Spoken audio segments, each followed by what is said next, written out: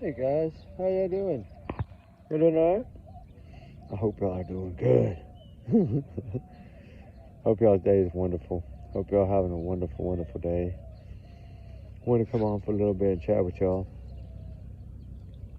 A little bit about, Sebastian Rogers. I was reading over all the information again and again like I always do, and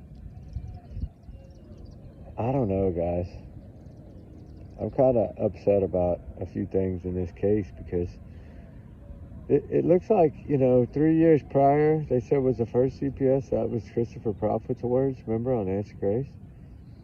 So I'm going to go with that all these three that bundled into one or whatever were over 3 years, or probably plus.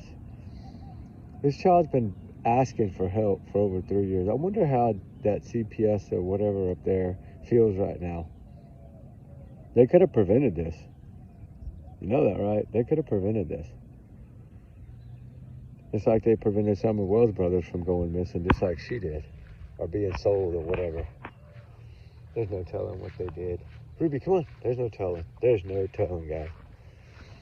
But truly heartbreaking, I know that.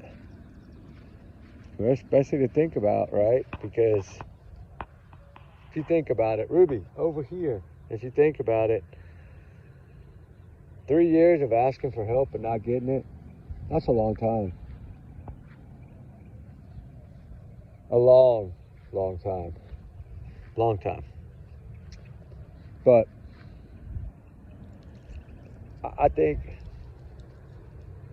they say they got evidence, so we have to go with that. They said they collected, they wouldn't have put out Amber Alerts, they wouldn't have done these things if they didn't gather evidence somehow, some way. I think that flashlight video, they saw that car, they saw somebody with the lights going to that car. I think they thought somehow somebody lured him out of that home, and that's why they did that Amber Alert so fast. And then I think the more they watched that video and FBI got that video, they realized that it was somebody out of that house. And they came back to that house. And I think that's when the investigation began. So Katie's going to go down first. Of course, she's going to go down first. We know that. We know that has to happen. She was the last one with him. She's going first. I feel she's going to go to jail. One way or another for something. Child neglect or allowing Chris to do that to him, in that home and not do anything about it. Still showing more love for your husband than you did your child, your missing child. Don't think they don't see those things. They see them. They know. They're not stupid. If we see them, they see them. They saw them before we saw them. And clearly that's why I wanted to play that clip last night, is to show y'all guys that law enforcement did everything they could. They did. They did everything that first couple of days. I think in the first 24 hours, they covered enough ground to have found him if he was barefooted, 100%. He wouldn't have made it that far. He'd have froze that night. He would have hypothermia. He'd been laying under a tree somewhere stiff as a board. That's what would have happened if he'd have walked out of that home barefoot. And they know that. Don't think they're not smarter than us, because they are. And if they say they got evidence, they do. I just don't think it's a lot, but I think it's enough to prosecute because the DA's been involved so much. And I think, yes, I think somebody's going to be arrested. I think more than one. I think it's going to be like Nikki McCann. I think there's going to be a whole bunch of them. And they're probably going to come out and say persons of interest first.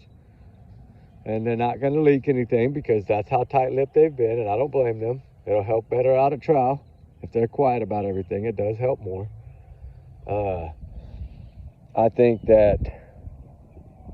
Yes, I do feel that they got enough. Now, will they ever find Sebastian? I don't know about that. But at least if the arrest can come and the guilty parties can be charged, which I think it'll be, 5 or 6 probably, just like Nikki McCann. I think it's going to be the same style of operation. I think it's going to be a family plan thing. And I think whatever happened was planned. When you look at what all she did for him that day, that is not a normal day for any child at 15 years old, no matter what. When they always tell us in all their statements and all their interviews that this boy did not want to go nowhere but at home. So don't tell me you did this all the time, because I know you didn't. And I guarantee you probably don't make spaghetti pancakes but once a month, if you're lucky, or that kid would have been a lot heavier, like you. Right? He would have at least been healthy, in a weight class of healthiness. Not heftiness, but at least healthiness. I mean, it frustrates the hell out of me. It's like, when the hell are they going to make the arrest? They got plenty of information. CPS, I know, well, DCS, whatever, I know has been investigating this. I know that, because that's part of their job when the child goes missing after a complaint. Especially if the complaint's been within less than 60 days, it's even worse, because that person can be targeted and most likely will be targeted, which means eventually they're going to get Christopher Proudfoot for what he did to Sebastian Rogers. But is that going to bring Sebastian home? No.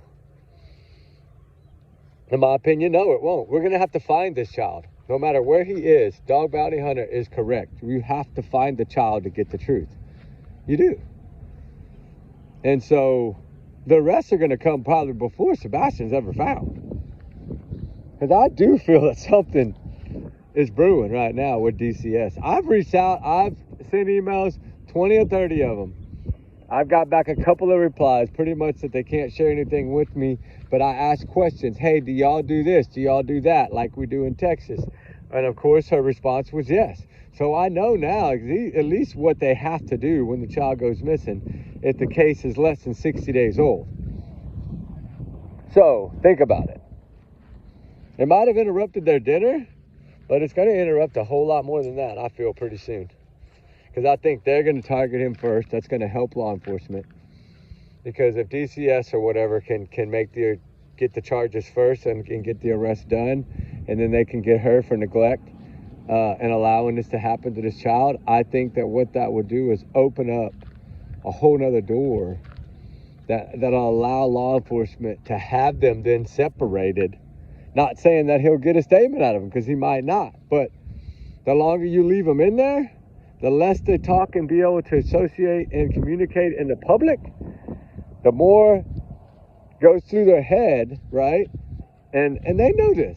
And eventually one of them is going to get tired of being in there and start ratting, right? That's usually what they do. And I think it'll be probably within less than 10 days. I don't think that neither one of them could sit in a cage for 10 days without ratting on the other. And whoever rats first is going to get the deal, and whoever rats first is going to take everybody down. And that's just how it's going to work. So if anything, the one that needs to speak first is Katie, and I think she will be the one to speak first. I think she's going to cover her ass automatically. I think she's going to blame this on him. I think she set her own husband up to, if they're caught, he's going to go down. That's what I think she's done. I think she's done a good job of it. Sorry about the wind, guys. But, you know, I just wanted to chat for a minute. I'm on break, but as soon as I get off, we'll do some fire chats tonight, guys. We love y'all, guys. We'll talk soon. Y'all be good, be safe. Remember, these are my opinions, my thoughts, right? Just my big ledger bubble. Y'all's comments, y'all's alone, not to reflect the channel. We do our research together because we are a big-hearted little family. Trigger warnings always, guys. We'll talk on the next one. All right, guys. We love y'all, guys. Talk soon. All right. Remember, allegedly, these are my thoughts. Talk soon, guys. We love y'all. Bye.